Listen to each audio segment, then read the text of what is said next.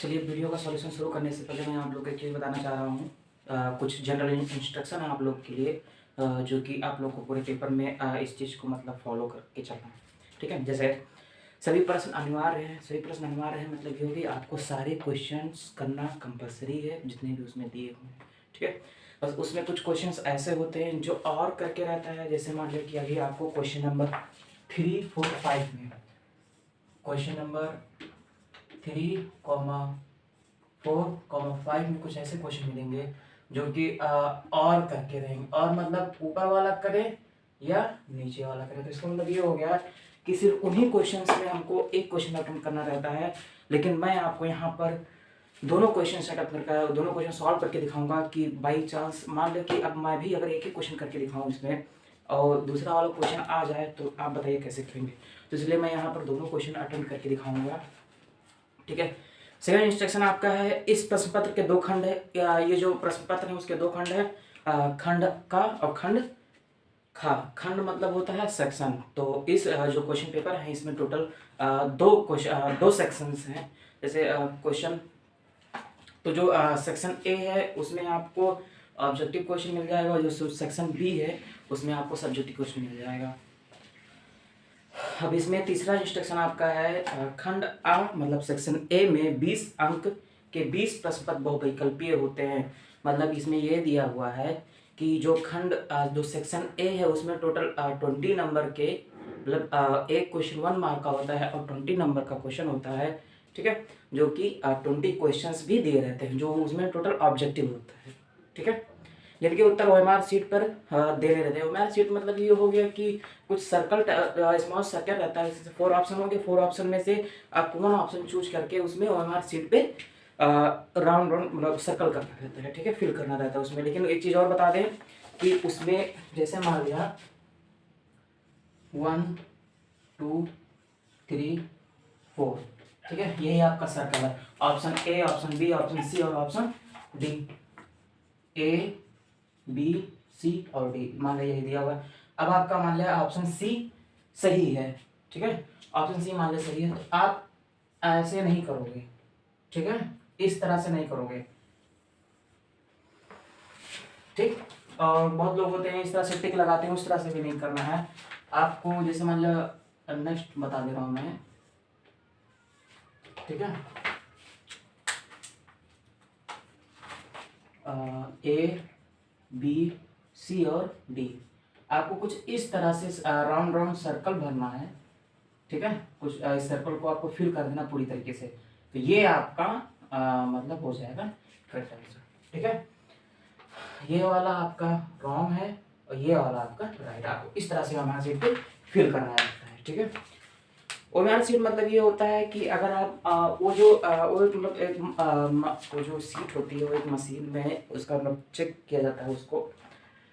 उसमें ऐसा होता है कि अगर मान लें कि ये आप पूरा फिल कर देंगे तभी वो उसका मतलब वो उस क्वेश्चन का आंसर माना जाएगा। अदरवाइज आप अगर टिक करेंगे तो उस क्वेश्चन का आंसर नहीं माना जाएगा, उस क्वेश्चन का मतलब गलत माना जाएगा। ठीक है, नेक्स्ट इंस्ट्रक्शन है आपका, ओएमआर पर उत्तर अंकित किए जाने के पश्चात उसे काटे नहीं या इरेजर, व्हाइटनर आदि का प्रयोग ना करें। ठीक है, तो मैंने आपको यहाँ पर क्या बताया कि आप जब भी इस तरह से तो बिल्कुल नहीं करेंगे, आपको करना इस तरह से रहेगा। ठीक है, तो आप जब भी ओएमआर सीट पर उसका आंसर दे दें तो वो आप कोशिश करिएगा कि उसको फिर मतलब काटना ना पड़े या काट के उसको फिर दूसरे फिर से ना करना पड़े। वरना अगर मान लिया आप, देखिए मैं फिर से बता दे रहा हूँ, वो उसी पॉइंट को उठाता है ओएमआर सीट जो आप उस पर फिल किए रहेंगे। ठीक है, अगर आप मान लिया इसमें भी फिल कर दिए और आपको बाद में लगा कि ये आंसर है, अगर नहीं आ रहा तो उस समय आप छोड़ दीजिएगा। अगर नहीं आ रहा है तो उस समय आप छोड़ दीजिएगा। ठीक है, अगर मान लिया कि पहले आपने ये लगाया ऑप्शन, ठीक है, और बाद में आपको लग रहा है कि बी वाला सही होगा, हम गलत कर दिए। ठीक है, तो अब या तो आप उस क्वेश्चन को बाद में अटेम्प्ट करिए जिसमें कंफ्यूजन हो, या आपको अगर कंफर्म हो तो आप टिक कर दीजिए। ठीक है, वरना अब एक बार करने के बाद तो दोबारा करना नहीं है। तो इंस्ट्रक्शन भी दिया हुआ, अगर मान लिया आपने बी में भी बाद में लगाया, ठीक है, अगर आपने बी में भी बाद में लगाया तो ये आपका जो क्वेश्चन होगा वो पूरी तरीके से गलत हो जाएगा। ठीक है, ये आपका जो क्वेश्चन होगा पूरी तरीके से गलत हो जाएगा। ठीक, नेक्स्ट दूसरा खंड यानी कि जो सेक्शन बी है वह में 50 अंक के वर्णनात्मक प्रश्न रहते हैं। 50 अंक के मतलब जो सेक्शन बी है आपका उसमें टोटल 50 नंबर के क्वेश्चंस रहते हैं। 50 नंबर के क्वेश्चंस मतलब समझ रहे हैं ना।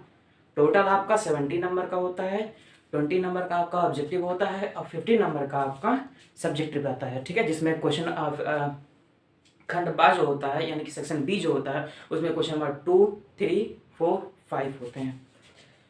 इस खंड में कुल 5 प्रश्न होते हैं। ठीक है, ये जो खंड होते हैं इसमें क्या होते हैं, टोटल 5 प्रश्न होते हैं। प्रत्येक प्रश्न के प्रारंभ में स्पष्ट लिख दिया गया है कि उसके कितने खंड करने हैं। ठीक है, अब देखिए, अब जैसे मान लिया कि आप क्वेश्चन नंबर 2, 3, 4, 5 पे जाएंगे तो उसमें भी डिवाइड कर दिया गया है कि आपको कौन कौन सा क्वेश्चन करना है। ठीक है, आई होप कि आप लोग को यहाँ तक समझ में आ गया होगा। नेक्स्ट, और जो आपका लास्ट पॉइंट वो दिया है, प्रश्नों के अंक उनके समूह अंकित हैं। जैसे आप जब सेकंड पेज पे जाएंगे तो उसमें आपका दिया रहेगा। ठीक है, जैसे मैं आपको यहाँ दिखा दे रहा हूँ, ये देखिए यहाँ खंड आ यानी कि सेक्शन ए क्वेश्चन नंबर 1 उसके सामने 1 नंबर, क्वेश्चन नंबर 2 उसके सामने 1, क्वेश्चन नंबर 3 उसके सामने 3। ठीक है, 1 हो गया तो 3 नंबर और 3 क्वेश्चन हो गए। अब अगर मान लिया हम यहाँ पर क्वेश्चन नंबर 2, 3, 4 की बात करें तो क्वेश्चन नंबर जो 2 आता है हमारा वो टोटल आता है 4। जो क्वेश्चन नंबर 2 होता है कितने नंबर के होते हैं, 4 नंबर के। अब इन्हें निम्नलिखित में से किन्हीं 5 खंडों को हल कीजिए। अभी जो मैंने आपको पॉइंट नंबर 7 बताया है वही यहाँ पर दिया हुआ है। निम्नलिखित में से किन्हीं 5 खंडों को हल करना है। ठीक है, जैसे का, खा, गा, घा और अंगाचा आपको मतलब जैसे A B C D जिस तरह से आपको आता है, जिस तरह से आप वहाँ कर ले जाएंगे, कंफ्यूज नहीं होंगे, उस हिसाब से आप वहाँ पर अटेम्प्ट कर लीजिएगा। ठीक है, जैसे यहाँ पर क्वेश्चन नंबर 4 जैसे क्वेश्चन नंबर 2 का दिया है यानी कि A नंबर दिया है आपका, यहाँ पर क्या कितने नंबर का, 4 नंबर का, ये खा भी ये 4 नंबर का दिया हुआ है। ठीक है, अब और क्वेश्चन नंबर 4 आपका जो दिया हुआ है टोटल 6 नंबर का है। हाँ, क्वेश्चन नंबर 3, 4 और 5 जो आपके हैं टोटल 6 नंबर के हैं। ठीक है, आई होप कि आप लोग को ये पूरा जनरल इंस्ट्रक्शन पूरी तरीके से समझ में आ गया होगा। ठीक है, मैं पेपर के लास्ट में जब ये पूरा वीडियो ख़त्म हो जाएगा तो मैं उसमें आपको ये मतलब लगभग 7 या 8 मिनट का एक क्लिप रहेगा। उसमें ये भी बता दूंगा कि आप मान लें कि जैसे कॉपी है तो आपको अटेम्प्ट किस तरह से करना है, किस तरह से क्वेश्चन करना है। ठीक है, पहले तो पूरा आपको सॉल्यूशन मिल जाएगा इस वीडियो में। ठीक है, उसके बाद लास्ट में मैं ये बताऊँगा कि आपको कॉपी को अटेम्प्ट किस तरह से करना है। ठीक है, धन्यवाद। चलिए शुरू करते हैं।